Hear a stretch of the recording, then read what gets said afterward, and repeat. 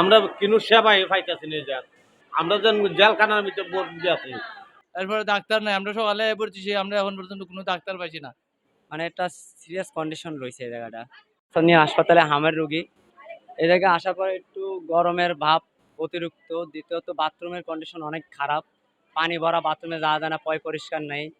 এই জায়গায় নার্স আছে একজন, কিন্তু কথা হচ্ছে এই জায়গায় আপনার কিছু সমস্যা আছে, যেমন অক্সিজেনের যে লাইনটা এটা একটা, যেটার কারণে অনেক সমস্যা হয়। দেখা যাচ্ছে একজনের পর একজন দিতে গেলে দেখা যাচ্ছে একটু বিরক্ত হয়, একজনের পর একজন নিতে পারে না। মানে একটা সিরিয়াস কন্ডিশন রয়েছে এই জায়গাটা। একটু যদি সরকার থেকে ভালো হইতো, যে আমাদের আরেকটু সুযোগ সুবিধাগুলো ভালো দিলে। কারণ কি, আর মেডিসিন তো মনে করেন সরকার থেকে কিছুই পাই না, আমরা যা আছে সব বাইরের থেকে কেনা লাগতেছে। ১ টাকাও মনে করেন নিজের গাড়িতে ছাড়া সরকারের একটা জিনিসও দিচ্ছে না, একটা টেপ, ওয়ারিং টেপও বাইরে থেকে কেনা লাগে। এখন মনে করেন হাম রুগী নিয়ে আসার পর যদি এইভাবে মনে করেন সরকারের থেকে আমরা এই পরিস্থিতির শিকার হই, তাহলে কিভাবে কাদ্দারে যাব আমরা? এই জিনিসটা নিয়ে আমাদের একটু দেখবেন সরকার। হসপিটাল কর্তৃপক্ষকে আমরা এই পর্যন্ত হসপিটালের মধ্যে কোনো কিছুর সুযোগ সুবিধা পাই না। আমরা অ্যান্টিবায়োটিক আর যে একটা সুই বা প্লাস্টিক দিয়ে আছে সুই ব্যবহার করার, এগুলা কিছু পাই না, আমরা সব কিছু কিনে আনতে হয়। এরপরে বাথরুমের সুযোগ সুবিধা ভালো না, পোশাক সব কিছু সবসময় ময়লা থাকে। এরপর ফ্লোর ও অপরিষ্কার। এরপরে ডাক্তার নাই, আমরা সকালে পড়ছি, আমরা এখন পর্যন্ত কোনো ডাক্তার পাইছি না। আমরা এমার্জেন্সি তো ভর্তি দেখা লাইতেছি, আপনি অ্যান্টিবায়োটিক ওষুধ কিনে আনছি, নার্সেরা তারা ইউজ করে দিছে আপনারে। কিনু জাতের চিকিৎসা মতো কিনু জাতের ওষুধ পাইতেছি না আমরা।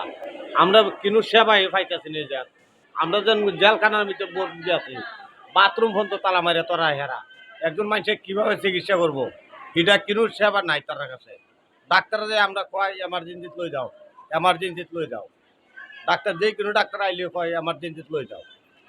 এখানে হচ্ছে আজকে একাই আমি সিনিয়র স্টাফ নার্স, আমার সহকর্মী মানে ইন্টার্ন নার্স আছে ৩ জন, আর আমার বর্তমান রুগী আছে ৫০ জন। আর রুগী হচ্ছে অনেক বেশি, সেই তুলনায় হচ্ছে আমাদের নার্স সংখ্যা অনেক কম। আমি একা ৫০টা রুগী সামলাতে অনেক হচ্ছে যে কষ্ট হয়ে যাচ্ছে আমার। আর এখানে ডাক্তার হচ্ছে আমরা শিশু ওয়ার্ডে ডাক্তার আছে, শিশু ওয়ার্ড থেকে ডাক্তার ডাকাই আনি, অথবা কোনো পেশেন্টকে পাঠাই দেয় শিশু ওয়ার্ডে পরামর্শ নেওয়ার জন্য। আর মেডিসিন, আমার এখানে মেডিসিন যা সাপ্লাই আছে খুব সামান্য পরিমাণ মেডিসিন, পর্যাপ্ত মেডিসিন নাই। যেমন অ্যান্টিবায়োটিক আমার এখানে নাই, এখন বর্তমানে সাপ্লাই নাই। স্যালাইন, কলেরা স্যালাইন আছে, সেগুলো আমরা দেই। খাবার স্যালাইন আমরা দেই এখান থেকে। আর অ্যান্টিবায়োটিক সাপ্লাই নাই, আবার বাইরের অনেক ইনজেকশন লিখে দেয়, সেগুলো আমরা দিতে পারি না পেশেন্টকে। দর্শক, একজন নার্স দিয়ে চিকিৎসা চলছে হাম রোগীদের। প্রায় ৫০ থেকে ৫৩ জন হাম রোগী প্রতিদিনই সেবা নিচ্ছেন হবিগঞ্জ সদর হাসপাতাল থেকে। সমস্যায় জর্জরিত হাম বিভাগ।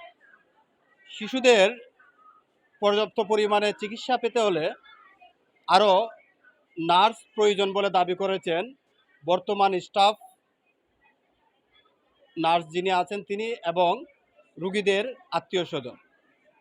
হাম রোগীর একজন অভিভাবক জামাল শেখ উসাইল এলাকার বাসিন্দা, উনি অভিযোগ করেছেন ওনারা প্রায় ওষুধই বাহির থেকে কিনে আনতে হয় এবং অপরিষ্কার অপরিচ্ছন্ন থাকার কারণে বাথরুম তারা ব্যবহার করতে পারতেছেন না, এবং নার্স একজন থাকার কারণে তারা পর্যাপ্ত পরিমাণ সেবা পাচ্ছেন না বলে আমাদের কাছে অভিযোগ করেছেন।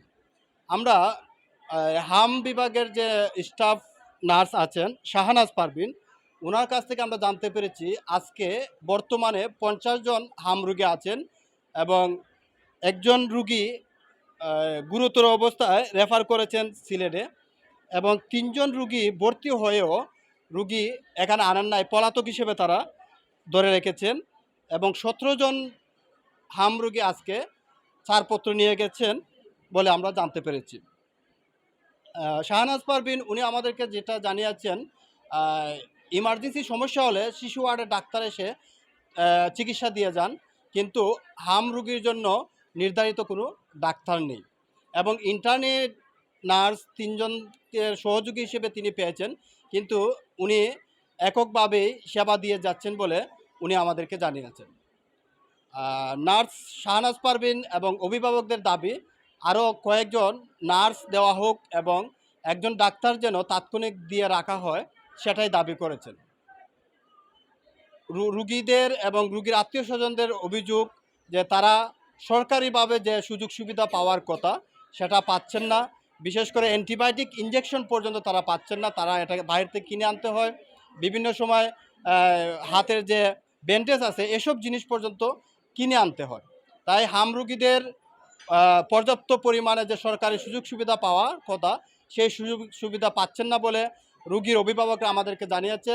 এবং নার্স যিনি আছেন তিনিও বলেছেন যে আমাদের চাহিদা মতো জিনিস আমরা পাচ্ছি না বিধায় রুগীদেরকে দিতে পারছি না, এবং ওনার দাবি যে ওনার আগে আরও একজন সহযোগী নার্স দেওয়া হোক, এবং রুগীদের সাথে যারা আত্মীয় স্বজন আছে তারা কিন্তু বেশি চলে আসেন, তাই রুগীদের সাথে যদি একজন আত্মীয় স্বজন থাকে তাহলে তারা জায়গাও সুবিধা মতো দিতে পারবেন, অন্যথা জায়গা সংকুলা সৃষ্টি হয়।